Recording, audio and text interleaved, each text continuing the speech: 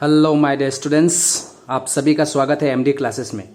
तो आज मैं एक नया चैप्टर लेके आया हूँ आप लोगों के साथ शेयर करने के लिए, और वो है चैप्टर नंबर 7 कोऑर्डिनेट ज्योमेट्री। तो आज हम एक नया चैप्टर सीखने वाले हैं। बहुत ही इंटरेस्टिंग चैप्टर है। बहुत ही इंटरेस्टिंग चैप्टर के साथ साथ ये चैप्टर ईजी भी है। ठीक है, हर चैप्टर ईजी है। अगर हम ध्यान से देखें, प्रैक्टिस करें तो कोई भी चैप्टर डिफिकल्ट नहीं होता है। ठीक है, तो आज हम डिस्कस करेंगे कोऑर्डिनेट ज्योमेट्री। उम्मीद करता हूँ कि आप जो पिछले जितना भी चैप्टर हमने डिस्कस किया है आप वो देख रहे हैं, समझ रहे हैं, प्रैक्टिस कर रहे हैं, ताकि आपको फ़ायदा हो और आप शेयर भी कर रहे हैं ताकि जिसको ज़रूरत है वहाँ तक वो वीडियो पहुँच रहा है। ठीक है, तो वीडियो को पूरा देखिए। बहुत ही आज तो पार्ट 1 है और हम डिस्कस करेंगे हम कोई भी एक्सरसाइज डिस्कस नहीं करेंगे, हम डिस्कस करेंगे जस्ट इंट्रोडक्शन कि इस चैप्टर में हमको क्या क्या चीज़ सीखना है। ठीक है, फॉर्मूलाज क्या क्या है, पूरा detail introduction and full analysis. ठीक है, detail introduction and full analysis हम आज करेंगे इस चैप्टर के बारे में। तो चलिए without wasting any more time, तो ये चैप्टर हम शुरू करते हैं। बने रहिए मेरे साथ। ठीक है, तो ये है chapter number 7 coordinate geometry. NCERT का चैप्टर नंबर 7 है। तो देखिए यहाँ पे दो चीज़ है, कोऑर्डिनेट और ज्योमेट्री। ठीक है, तो पहले तो मैं एक रफ आपको आइडिया दे देता हूं क्योंकि हम पढ़ चुके हैं। कोऑर्डिनेट का मतलब क्या होता है, देखिए सपोज ये कार्टेशियन प्लेन है। ठीक है, कार्टेशियन प्लेन,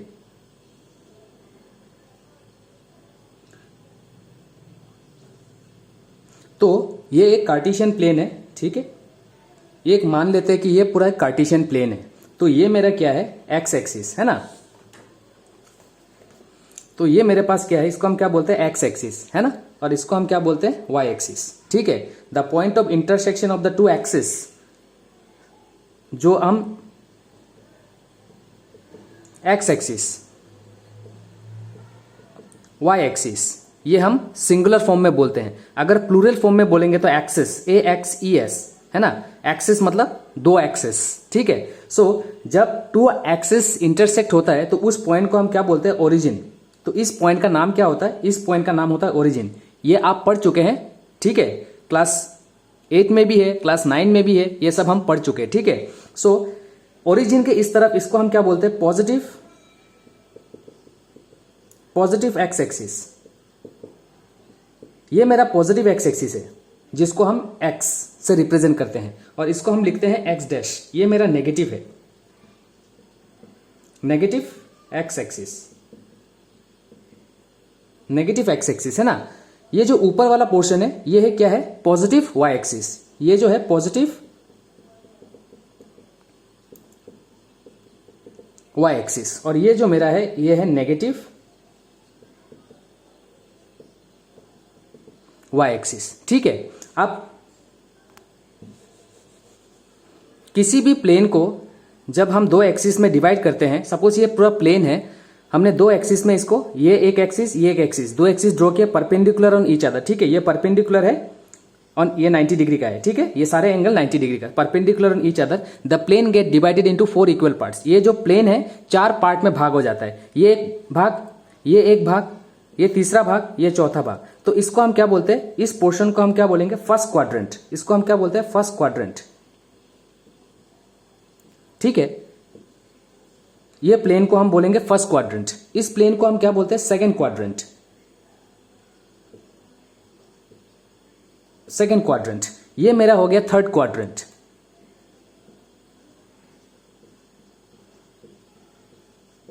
और ये मेरा हो गया फोर्थ क्वाड्रेंट। ठीक है, so in a Cartesian plane, जब कार्टेशियन प्लेन में हम दो एक्सिस ड्रॉ करते हैं, the Cartesian plane get divided into 4 parts है ना, 4 पार्ट्स। सो फर्स्ट पार्ट, इसको हम बोलते हैं फर्स्ट पार्ट, जिसका हम बोलते हैं फर्स्ट क्वाड्रेंट। ये मेरा सेकंड क्वाड्रेंट है, ये मेरा थर्ड क्वाड्रेंट है, ये मेरा फोर्थ क्वाड्रेंट है। ठीक है, तो नाउ कोऑर्डिनेट, मैं आपको समझा रहा था coordinate. Coordinate means location of a point, location of a point on a Cartesian plane, on a Cartesian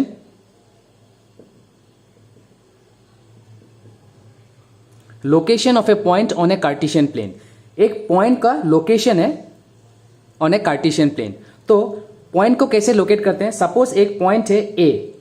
ठीक है, एक पॉइंट है ए, तो कोऑर्डिनेट कैसे लिखते हैं? कोऑर्डिनेट को हमेशा फर्स्ट ब्रैकेट में लिखा जाता है, वेयर एक्स कोमा वाई, मतलब जो पहला वैल्यू होता है वो एक्स का वैल्यू होता है, दैट मीन्स एक्स कोऑर्डिनेट, और जो दूसरा वैल्यू होता है हमेशा वाई कोऑर्डिनेट का वैल्यू होता है। ठीक है, तो मैं कुछ एग्जांपल देता हूं। सपोज एक पॉइंट है जिसका कोऑर्डिनेट है 4,5, ठीक है, तो ये मेरा क्या है? It is the value of, इसको हम क्या बोलते हैं? X coordinate. ठीक है, एक्स कोऑर्डिनेट, और ये वैल्यू मेरा क्या है? ये है वाई कोऑर्डिनेट,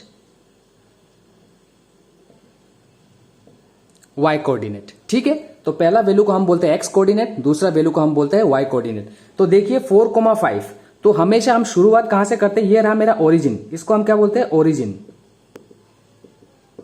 ठीक है, इसको हम बोलते हैं origin. The point of intersection of the two axis is known as origin. ठीक है, तो शुरुआत यहां से करते हैं। तो ये रहा पॉजिटिव, ये रहा पॉजिटिव, तो आप देखिए ये भी पॉजिटिव है, ये भी पॉजिटिव है। ठीक है, तो ये मेरा क्वाड्रेंट पे क्या बैठेगा? पॉजिटिव पॉजिटिव, क्योंकि ये पॉजिटिव है, ये भी पॉजिटिव है, दिख रहा है ना? ये पॉजिटिव और ये पॉजिटिव। ठीक है, इस क्वाड्रेंट में मेरा क्या बैठेगा? क्योंकि x का वैल्यू हमेशा हम पहले लिखते हैं, सो दिस इज नेगेटिव, ये x नेगेटिव और ये पॉजिटिव, ये देखिए y पॉजिटिव, सो यहां पे क्या होगा? Negative positive. ठीक है, सेकेंड क्वाड्रेंट पे। थर्ड क्वाड्रेंट पे क्या बैठेगा? देखिए थर्ड क्वाड्रेंट पे ये मेरा नेगेटिव, ये भी नेगेटिव, सो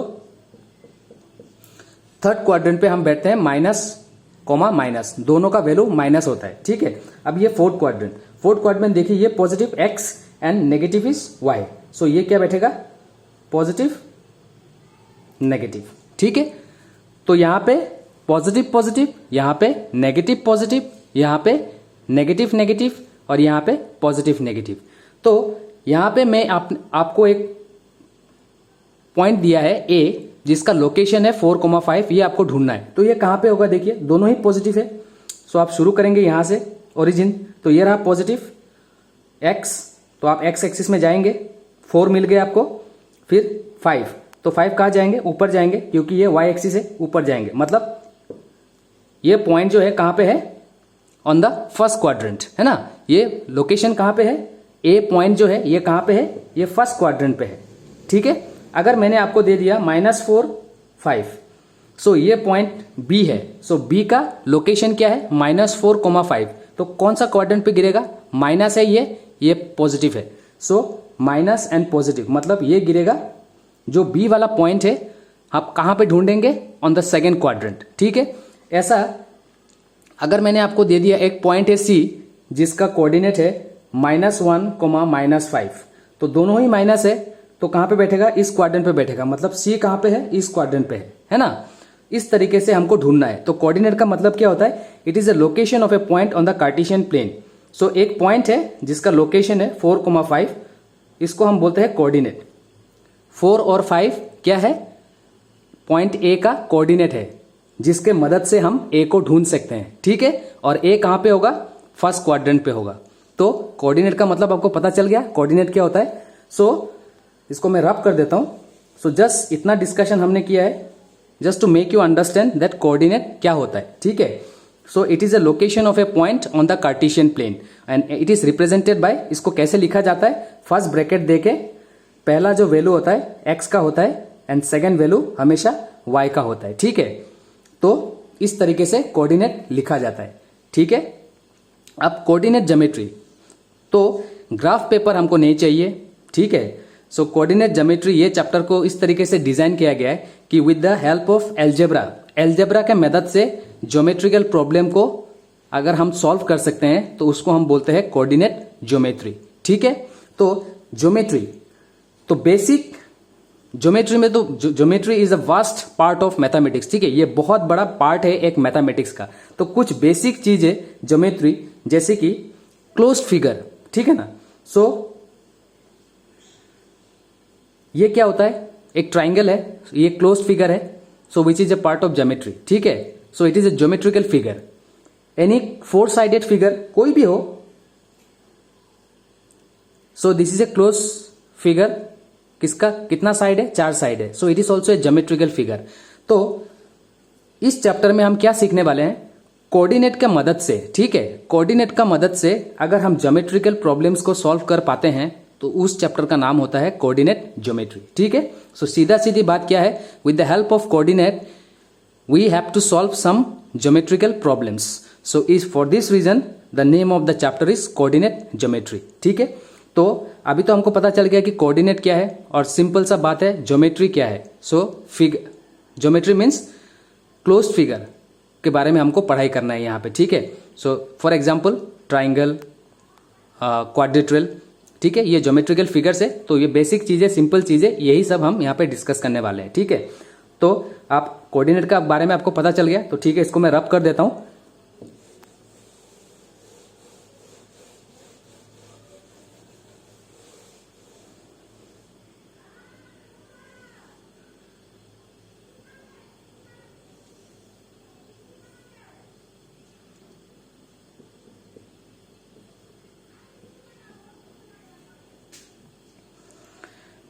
ठीक है, अभी मैंने आपको 2 पॉइंट दिया है। ठीक है, जैसे कि एक पॉइंट है ए जिसका कोऑर्डिनेट है, कुछ भी ले लीजिए, x, y। ठीक है, पता नहीं है मुझे, x, y मैंने ले लिया। और एक पॉइंट है b,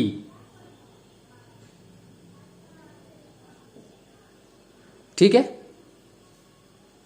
2 पॉइंट है, एक का कोऑर्डिनेट है x और y, दूसरा का भी कोऑर्डिनेट x और y। तो क्योंकि अभी सेम सेम कोऑर्डिनेट हो गया है, इसीलिए मैं इसका रिप्रेजेंटेशन थोड़ा अलग कर देता हूं। ये मैंने ले लिया x1, y1 और ये मैंने ले लिया x2, y2। ठीक है, सो ये 2 पॉइंट है। What is the coordinate of a, x1, y1 and what is the coordinate of b, x2, y2। ठीक है, सो इन दोनों पॉइंट के बीच में क्या मैं डिस्टेंस निकाल सकता हूं, क्योंकि इसका a का कोऑर्डिनेट मुझे पता है और b का कोऑर्डिनेट भी मुझे पता है। So what is the distance between the point a and b, point a और b के बीच में कितना डिस्टेंस है, या नहीं तो फिर जब 2 पॉइंट को मैंने ज्वाइन किया तो ये क्या बना, एक लाइन बना। ठीक है, A B is a line. So मैं क्या कह सकता हूं, distance between the point a and b, या नहीं तो फिर length of the line segment a and b। ठीक है, बात एक ही है, length of the line segment a and b। तो कोऑर्डिनेट पता है तो इस लाइन का मैं लेंथ निकाल सकता हूं। तो पहला जो फॉर्मूला है वो है डिस्टेंस फॉर्मूला। ठीक है,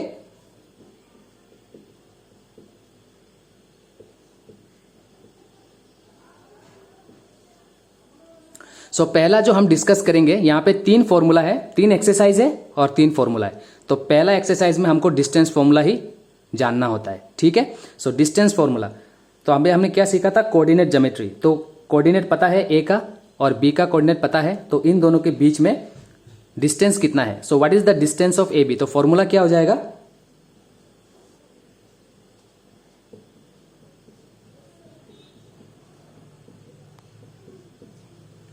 सो distance between the 2 point is given by this formula, x2 minus x1 whole square, root होगा है ना, square root x2 minus x1 whole square plus y2 minus y1 whole square, मतलब this one minus this one whole square plus this one minus this one whole square. ये formula use करेंगे तो क्या मिलेगा, distance between the 2 point, है ना, distance between the 2 point, इसको हम क्या बोलते हैं, डिस्टेंस फॉर्मूला। या नहीं तो फिर, और इसको आप इस तरीके से लिखेंगे तभी भी करेक्ट है। कैसा,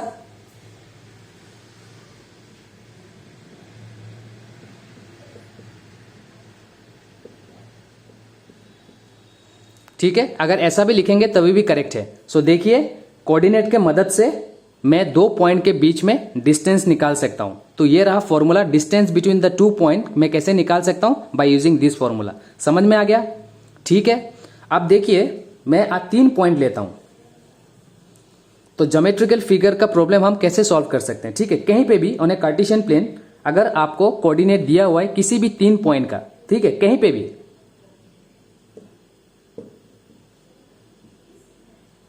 ठीक है, ये रहा मेरा 3 पॉइंट, ठीक है, कहीं पे भी हो, इसका कोऑर्डिनेट आपको दिया हुआ है, ठीक है, इसका भी कोऑर्डिनेट आपको दिया होगा, एंड इसका भी कोऑर्डिनेट, ये जो पॉइंट सी है इसका भी कोऑर्डिनेट आपको दिया हुआ है, ठीक है। तो डिस्टेंस फॉर्मूला से मैं इन दोनों पॉइंट के बीच में डिस्टेंस निकाल सकता हूं कि नहीं, निकाल सकता हूं ना। फिर इसी डिस्टेंस फॉर्मूला से मैं बी और सी के बीच में डिस्टेंस निकाल सकता हूं, डेफिनेटली निकाल सकता हूं, है ना। और इसी डिस्टेंस फॉर्मूला से मैं डिस्टेंस बिटवीन ए एंड सी निकाल सकता हूं, ए एंड सी निकाल सकता हूं। तो देखिए ये क्या है, एक ट्राइंगल है, ठीक है। ट्राइंगल का अगर तीनों साइड में निकाल सकता हूं तो मैं बता सकता हूं कि ये किस टाइप ऑफ ट्राइंगल है, ठीक है। मैं बता देता हूं दोबारा और एक बार।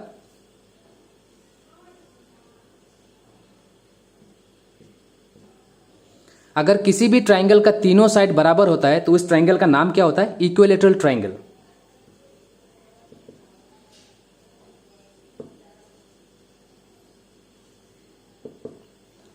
Equilateral triangle. अगर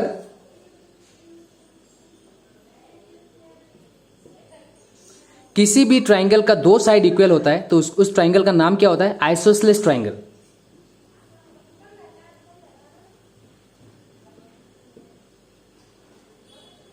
ठीक है। और अगर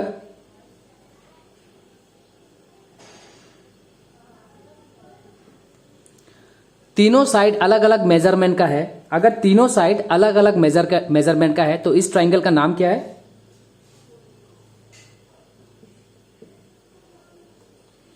स्केलेन ट्राइंगल। ठीक है।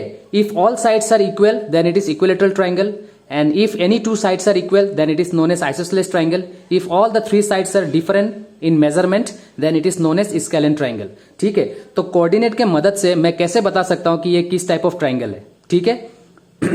ए का कोऑर्डिनेट आपको दिया हुआ है, बी का कोऑर्डिनेट दिया हुआ है और सी का कोऑर्डिनेट भी आपको दिया हुआ है, ठीक है।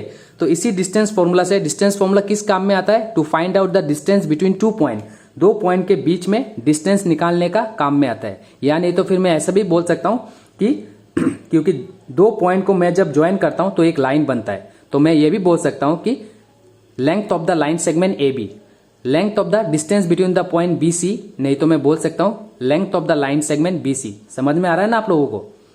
मैं ये भी बोल सकता हूं distance between the point A and C, या नहीं तो फिर जब मैं पॉइंट ए और सी को ज्वाइन करता हूं तो एक लाइन बनता है, तो मैं इसको ऐसा भी बोल सकता हूं length of the line segment A सी।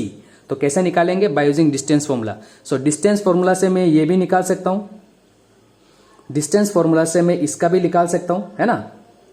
और डिस्टेंस फॉर्मूला से मैं ये भी निकाल सकता हूं।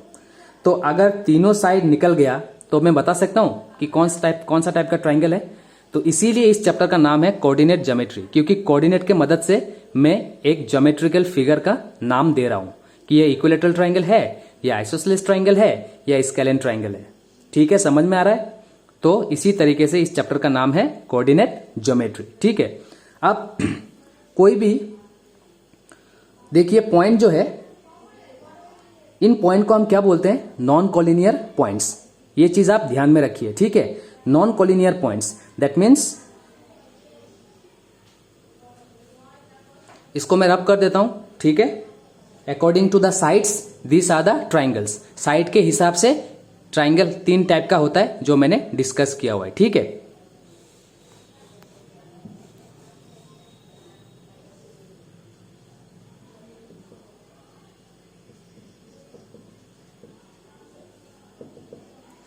अब कोलिनियर क्या होता है वो ध्यान से देखिए।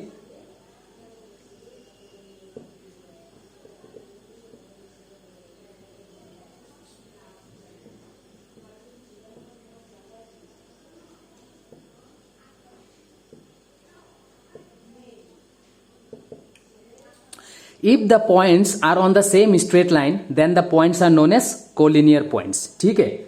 जैसे कि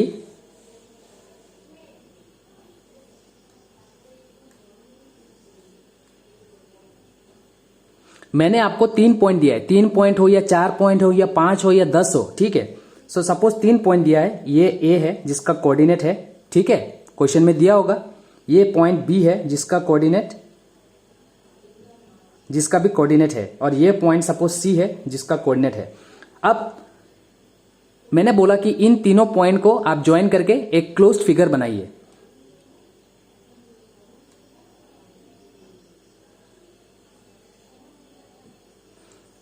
तो जब मैंने तीनों पॉइंट ज्वाइन किया तो क्या बना, ये क्लोज फिगर बना। क्या हो गया, the points are lying in the same straight line. जब पॉइंट सारे के सारे सेम स्ट्रेट लाइन पे आ जाएगा तो कोई भी क्लोज फिगर नहीं बनेगा। तो this kind of points are known as collinear points. If the points are on the same straight line then the points are known as collinear points. तो मैं बोल सकता हूं कि A, B and C are called as collinear points. तो अगर points collinear है तो क्या ये क्लोज्ड फिगर बनेगा? क्या ये ट्राइंगल बनेगा? बिल्कुल नहीं बनेगा। तो ट्राइंगल बनने के लिए क्या चाहिए? 3 नॉन कोलिनियर पॉइंट्स। ठीक है,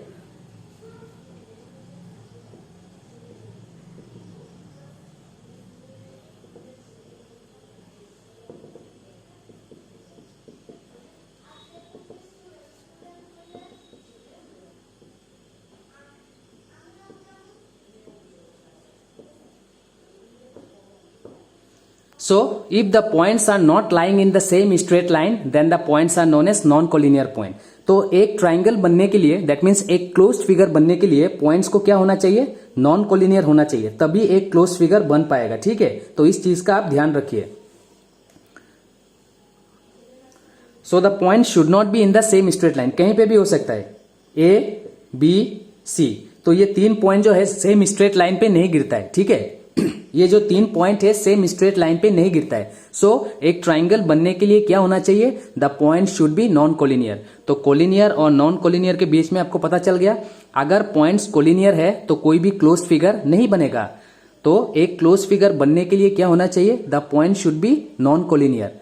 ठीक है, अब ट्राइंगल के बारे में तो हमने बता दिया कि according to the side 3 types of triangle होता है। तो चलो, मैंने 3 पॉइंट नॉन कोलिनियर पॉइंट्स, ठीक है ना, और एक पॉइंट ले लिया सपोज डी, कहीं पे भी, उसका भी कोऑर्डिनेट दिया होगा। सो ए, बी, सी, डी। ठीक है, ए, बी, सी, डी, ये 4 पॉइंट क्या है? नॉन कोलिनियर है। नॉन कोलिनियर होगा तभी एक क्लोज्ड फिगर फॉर्म होगा। ठीक है, अब ये चारों पॉइंट मैं जब ज्वाइन करूंगा तो क्या बनेगा? एक 4 साइडेड फिगर बनेगा। देखिए, ये एक 4 साइडेड फिगर बना। ठीक है, that means it is a quadrilateral. So अगर क्वाड्रिट्रल है तो इसका नाम क्या है? क्योंकि quadrilateral, there are different types of quadrilateral, है ना। क्या होता है? Square, rectangle, rhombus, parallelogram, trapezium और बहुत कुछ होता है। तो 4 sided figures are known as quadrilateral. अभी क्वाड्रिट्रल भी डिफरेंट टाइप्स ऑफ होता है। तो ये मैं रब कर देता हूं, समझ में आ गया? एक क्लोज्ड फिगर बनने के लिए the point should be non collinear. अगर स्ट्रेट लाइन पे गिर जाएगा तो वो हो जाएगा कोलिनियर और वो कोई भी क्लोज्ड फिगर नहीं बनाएगा। ठीक है,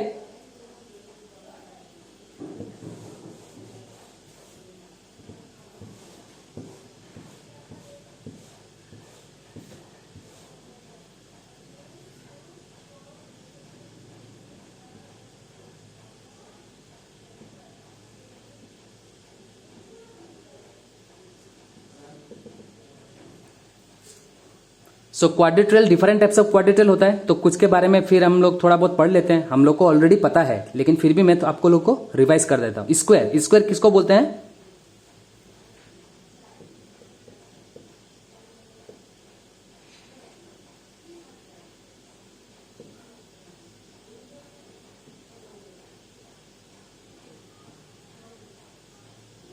all sides are equal and diagonals are also equal.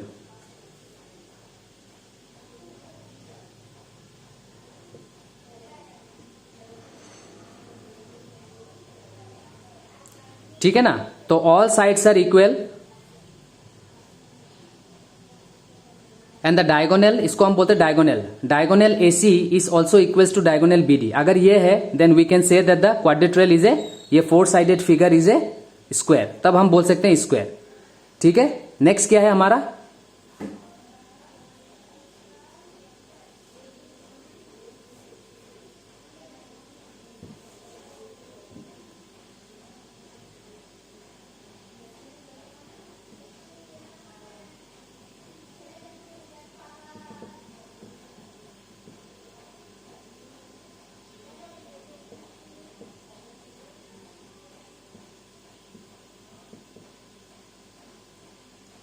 All sides are equal, diagonals are not equal, तो उसको हम क्या बोलते हैं? रोम्बस।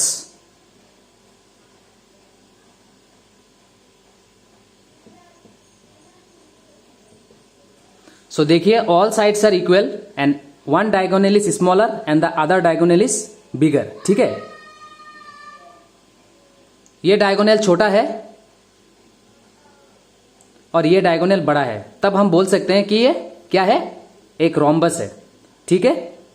नेक्स्ट क्या होता है, रेक्टेंगल, पैरेललोग्राम।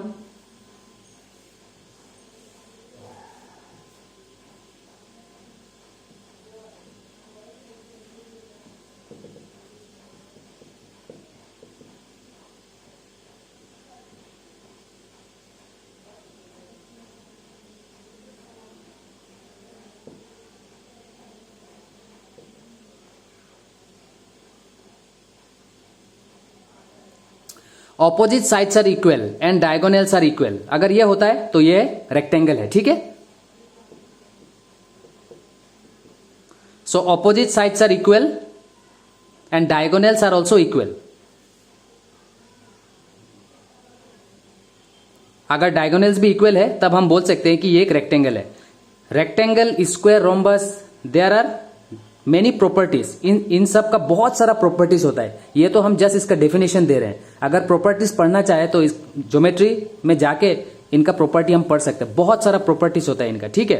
तो बेसिक जो डेफिनेशन है वो मैं आप लोगों को बता रहा हूं। तो हम बोल सकते हैं अगर ये क्राइटेरिया है तब हम बोल सकते हैं कि ये क्वाड्रेट्रल क्या है, ये एक रेक्टेंगल है। ठीक है। फिर क्या है,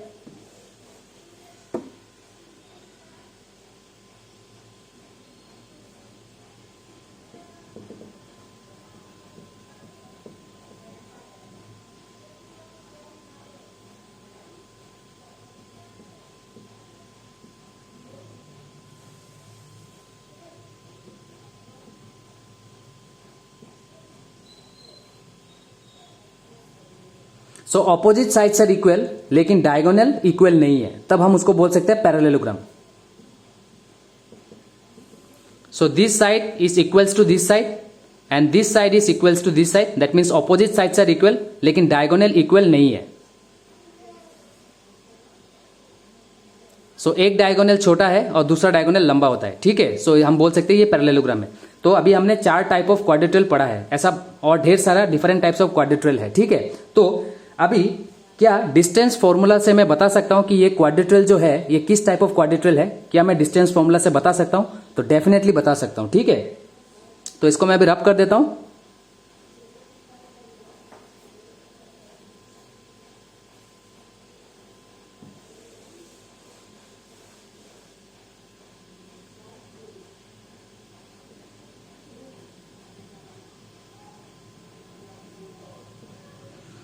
ठीक है। अभी ये 4 नॉन कोलिनियर पॉइंट्स दिया है। ठीक है। Non collinear points which are not lying in the same straight line. तो मुझे डिस्टेंस फॉर्मूला यूज करके मुझे बताना है कि ये क्वाड्रेट्रल जो है इसका नाम क्या है। तो पहले तो डिस्टेंस फॉर्मूला यूज करके ए बी निकालना पड़ेगा, ये साइड निकालना पड़ेगा। फिर डिस्टेंस फॉर्मूला यूज करके मैं BC, distance between the point BC निकाल सकता हूं। फिर डिस्टेंस फॉर्मूला यूज करके ये भी निकाल सकता हूं। फिर डिस्टेंस फॉर्मूला यूज करके ये भी निकाल सकता हूं। ठीक है। तो क्या हो गया, इस क्वाड्रेट्रल का चारों साइड मिल गया, लेकिन डायगोनल्स भी तो निकालना है, तभी तो मैं बता पाऊंगा कि ये जो क्वाड्रेट्रल है इसका नाम क्या है। ठीक है। सो डायगोनल एसी भी निकालना पड़ेगा। सो ए और सी का कोऑर्डिनेट यूज करके मैं distance between the point A C निकाल लूंगा। That means diagonal, length of the diagonal. और फिर डिस्टेंस फॉर्मूला यूज करके कोऑर्डिनेट बी और डी का कोऑर्डिनेट यूज करके इसका भी डायगोनल निकाल सकता हूं। ठीक है। तो डिस्टेंस फॉर्मूला यूज करके ये सब कुछ निकाल सकता हूं और इसके बाद मैं बता सकता हूं कि ये जो क्वाड्रेट्रल है इसका नाम क्या है। ये एक स्क्वायर है या रेक्टेंगल है या रोम्बस है या पैरेललोग्राम है। ठीक है। तो आपको पता चल गया कि कोऑर्डिनेट ज्योमेट्री इस चैप्टर का नाम क्यों पड़ा है, क्योंकि कोऑर्डिनेट के मदद से मैं क्या बता रहा हूं, कोऑर्डिनेट के मदद से मैं ज्योमेट्री का जो फिगर है इसका नाम बता रहा हूं कि ये ज्योमेट्रिकल फिगर का नाम क्या है। तो इसीलिए चैप्टर का नाम है कोऑर्डिनेट ज्योमेट्री। तो ये हो गया डिस्टेंस फॉर्मूला। ठीक है।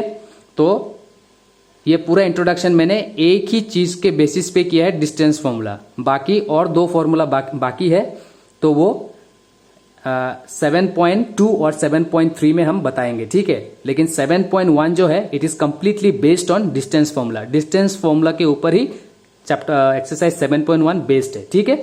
तो इसी फॉर्मूला से 7.1 खत्म करेंगे और बाकी 2 फॉर्मूला हम नेक्स्ट जब 7.2 शुरू करेंगे तब हम डिस्कस करेंगे। ठीक है। तो इतना ही जानना है आपको 7.1 कंप्लीट करने के लिए। ठीक है। एक चीज और बता देता हूं मैं आपको जल्दी जल्दी। ठीक है।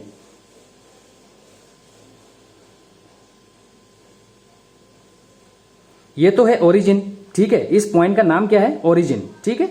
इसको हम लिखते हैं जनरली ओ से रिप्रेजेंट करते हैं। इस पॉइंट का नाम क्या होता है आपको सबको पता है? ओरिजिन। तो अगर ओरिजिन बताया हुआ है तो ओरिजिन का कोऑर्डिनेट क्या होगा? 0,0, ठीक है। ये ध्यान रखिए, कोऑर्डिनेट क्या होगा? 0,0। और एक पॉइंट दिया हुआ है सपोज ए, तो इसका कोऑर्डिनेट तो दिया होगा आपको। सो what is the distance between the point origin and this point?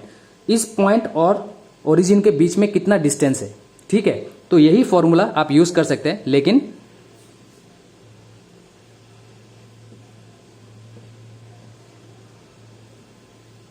अगर ओरिजिन है तो देखिए सपोज ये है 4,5, ठीक है। तो आप क्या मानेंगे? आपको क्या निकालना है? Distance between the point O A. तो जाहिर सी बात है आप ये फॉर्मूला यूज करेंगे। आप इसको मानिए x1, इसको मानिए y1, तो इसको मानिए x2, इसको मानिए y2, ठीक है। तो x2 और y2 0 हो गया, मतलब बचा क्या? क्या बचेगा? अगर ये 0 हो गया तो क्या बचेगा? खाली इसका कोऑर्डिनेट ही बचेगा ना। समझ में आ रहा है क्या बोल रहा हूं? कोई भी फॉर्मूला यूज कीजिए, x2 y2, सो x2 y2 ये 0 है, या नहीं तो फिर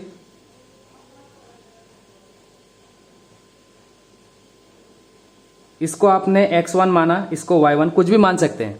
इसको x2 माना, इसको y2 माना, ठीक है। तो ये x1 y1, देखिए x1 y1 0, तो क्या बचा? यही बचेगा। समझ में आ रहा है मैं क्या बोल रहा हूं? इसका मतलब क्या है? अगर किसी भी पॉइंट का ओरिजिन से डिस्टेंस पूछे, that means what is the distance between the origin and that point, तो आपको क्या करना है? ये तो 0 हो जाएगा, इसका कोई वैल्यू नहीं है, इसका कोई वैल्यू नहीं है। तो फॉर्मूला क्या बन जाएगा?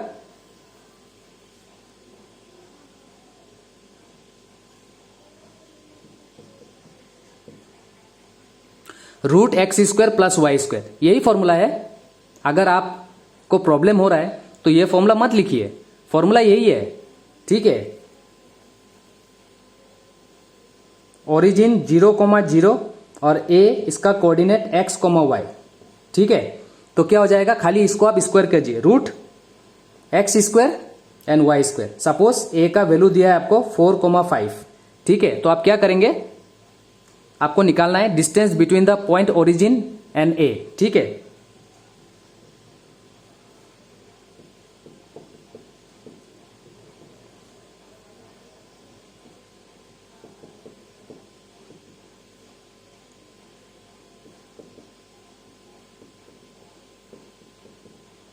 तो आपका आंसर आ गया। सो distance between the point origin and a √x² y², मतलब x क्या है? a का coordinate x coordinate and y का a का y कोऑर्डिनेट। जस्ट इसको स्क्वायर कर दीजिए, आपका आंसर आ जाएगा, क्योंकि ये कोऑर्डिनेट लेने का कोई जरूरत ही नहीं है, ठीक है। अब इस फॉर्मूला भी यूज करेंगे तभी भी आंसर वही आने वाला है। सो ओरिजिन अगर बोलेगा, ओरिजिन से डिस्टेंस निकालना है, तो फॉर्मूला ये ध्यान रखिए, √x² y², मतलब ओरिजिन तो हो गया 0, खाली इसका स्क्वायर कर दीजिए, ठीक है। सो बस इसको ध्यान रखना है अपना, ठीक है। सो ये मेरा फॉर्मूला है, इसको आपको ध्यान में रखना है, ठीक है। तो चलिए नेक्स्ट वीडियो में आप लोगों के साथ मुलाकात होगा, क्वेश्चन करेंगे बेस्ड ऑन डिस्टेंस फॉर्मूला, ठीक है। इंट्रोडक्शन अभी तक खत्म नहीं हुआ है, डिस्टेंस फॉर्मूला के बारे में डिस्कस करते करते देखिए 30 मिनट्स चला गया है, ठीक है। सो उम्मीद करता हूं कि आप लोगों को इंट्रोडक्शन समझ में आया है, ठीक है। बने रहिए मेरे साथ, नेक्स्ट वीडियो में हम डिस्कस करेंगे question related to distance formula. तब तक आपका ख्याल रखिए, ठीक है। खूब प्रैक्टिस कीजिए, खूब पढ़िए, ठीक है, एक बेहतर रिजल्ट के लिए। और काइंडली सब्सक्राइब माय चैनल, दोस्तों के साथ शेयर कीजिए, या फिर जिसको ज़रूरत है वहाँ तक मदद पहुँचाइए, ठीक है। तो उम्मीद करता हूँ कि आप सब अच्छे रहें। So thank you for watching MD classes, thank you. तो गुड बाय, टेक केयर।